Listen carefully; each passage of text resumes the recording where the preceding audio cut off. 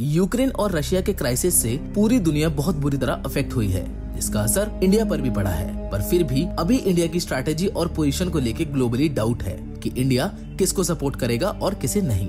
वैसे कहना तो मुश्किल है कि इंडिया किसका साथ देगा, पर कुछ एनालिसिस है जिससे हम इस क्राइसिस में इंडिया की पोजीशन पता कर सकते हैं। और इस पोजीशन को समझने के लिए हमें शुरुआत 60-70 साल पहले से करनी होगी, जब समय कोल्ड वॉर का था और पूरी दुनिया दो तरफ बट गई थी। इंडिया के सामने उस समय भी डू और डाई की सिचुएशन थी, जिसमें इंडिया को या तो सोवियत यूनियन का साथ देना था या फिर वेस्ट का, जो कि आज का सिनेरियो भी है।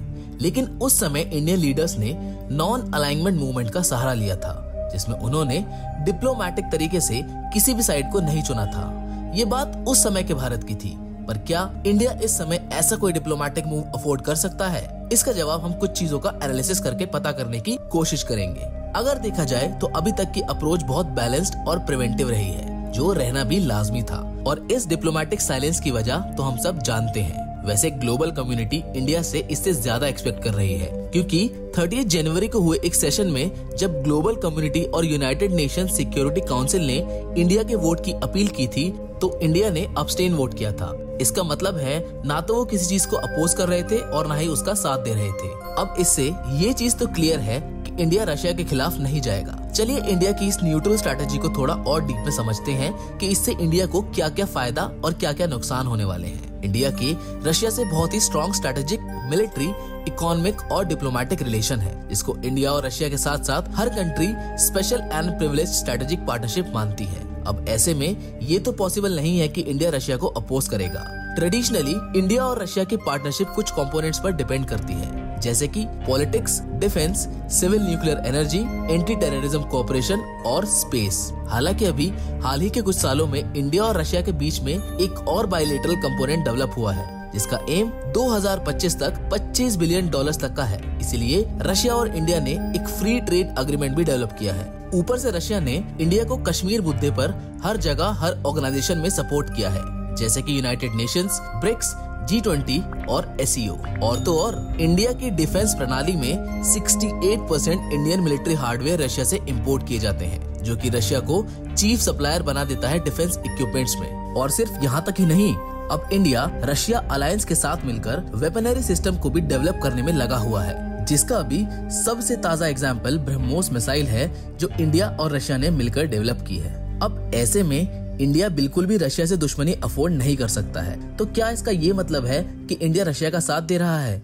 ऐसा कहना अभी जल्दबाजी होगा, क्योंकि इंडिया आज उस लेवल पर है जहां हमारी ग्लोबल प्रेजेंस बहुत ही मायने रखती है।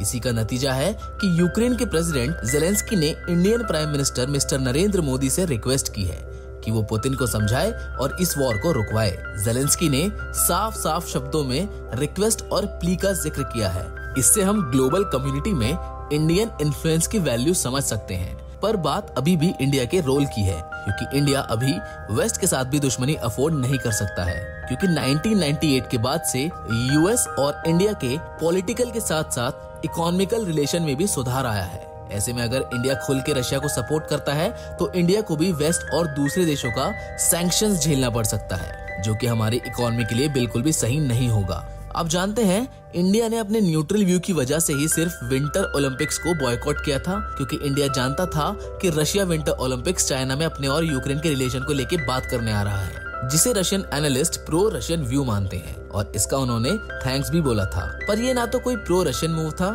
ना ही कोई प्रो अमेरिकन। ये इंडिया की रिस्क फ्री स्ट्रैटेजी थी, क्योंकि यूएस इंडिया का सेकेंड लार्जेस्ट एक्सपोर्ट डेस्टिनेशन के साथ साथ सेकेंड लार्जेस्ट ट्रेडिंग पार्टनर भी है। और ऐसे क्राइसिस में इंडिया बिल्कुल भी अपने ट्रेड रिलेशंस वेस्ट से खराब नहीं करना चाहेगा। आपको एक क्विक फैक्ट बताता हूँ। आप जानते हैं इस रशिया यूक्रेन क्राइसिस की वजह से क्रूड ऑयल पर बैरल की कीमतों में भारी उछाल आया हुआ है।